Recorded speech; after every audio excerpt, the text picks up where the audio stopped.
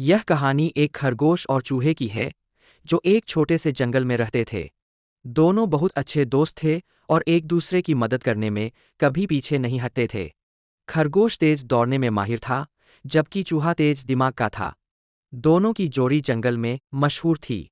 एक दिन जंगल में शेर ने घोषणा की कि जो भी जानवर सबसे पहले नदी के उस पार जाएगा, उसे ढेर सारे इनाम मिलेंगे।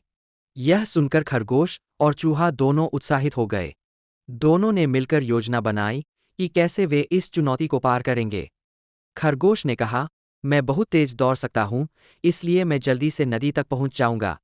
लेकिन मुझे तैरना नहीं आता, तो वहां पहुँचने के बाद तुम मेरी मदद कर सकते हो। चूहे ने जवाब दिया, बिल्कुल, मैं नदी में आसानी से तैर सकता हूँ।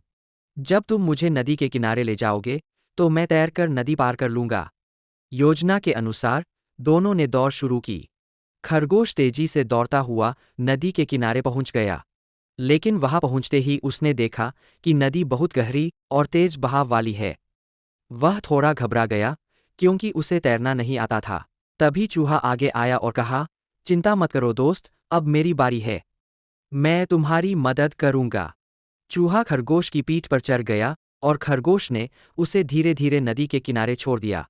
फिर चूहा तैरते हुए नदी पार करने लगा। जब चूहा नदी के दूसरे किनारे पर पहुंचा, तो उसने जोर से खरगोश को बुलाया, अब तुम आ जाओ, मैं यहां सुरक्षित पहुंच गया हूं।